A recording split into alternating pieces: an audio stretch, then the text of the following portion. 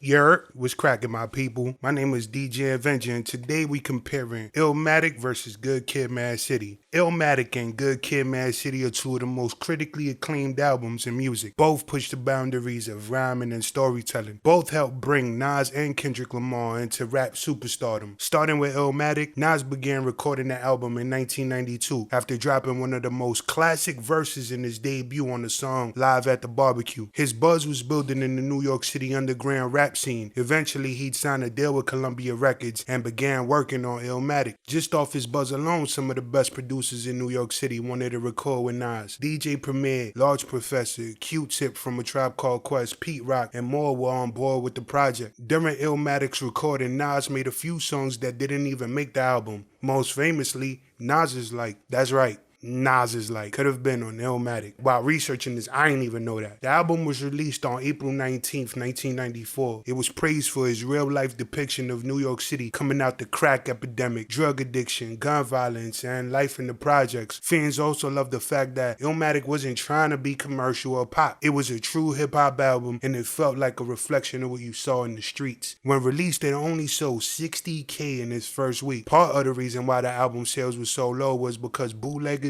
wow in the streets heavy selling his album before it was even out. As of 2019, ILLMATIC has gone double platinum, but it's proof that commercial success and sales don't have anything to do with the quality of a rap album. Moving on to Good Kid, M.A.A.D City, Kendrick Lamar had just come off the success of his first album, which was sold independently. After signing with Interscope Records, many fans were anticipating the release of his next project. K-Dot set the record straight from the beginning, saying that he didn't want to work with popular, big producers. He wanted to keep things in-house with the same producers he made Section 80 with, but the sound would be different. He still wound up working with Dr. Dre, Just Blaze, Pharrell, along with his team of producers. He also mentioned that the album would be a self-reflective tale of what life in his teens was like growing up in Compton. On October 22nd, 2012, Good Kid was released. It was immediately met with acclaim. The album sold 242,000 in its first week, and as of now, it's certified triple platinum. So the question is, which album is better? Mind you, this is a personal opinion. If y'all gonna slander me and bring the smoke, leave that in the comment sections, but let's keep things, you know what I'm saying, copacetic. I'll start like this. It's close to me. To many people, ILLMATIC is and will always be rap's Bible. It was a true hip-hop album at the time when some artists were willing to compromise the music for $1. The bars, the flows, and the music was as great can be. Some people would say that Kendrick had the advantage of being able to draw from all the artists and all the albums that came between ILLMATIC and him releasing Good Kid. You could argue that. On the other hand, some people would say, well, it was more difficult for Kendrick to be different and new. Both albums have incredible storytelling, some of the best of all time. Both make you feel like you know what it's like to walk through a Queensbridge project or walk down Rosecrans. They also had contributions from the best producers of their day. Back against the wall, if I have to go with one of them, I'm going with ILLMATIC. It's been the inspiration for a lot of albums since it dropped. Sleep is the cousin of death is a timeless line. There's so many more timeless lines. There's no skippables, even though the album is 10 songs long. The album is so vivid and the rhymes were on point and they were so ahead of their time. All of this with having low sales. To be clear, I'm splitting hairs. Good Kid is a movie. Even Drake said that he doesn't know if he could write something like this. I'm on my motherfucking dominoes.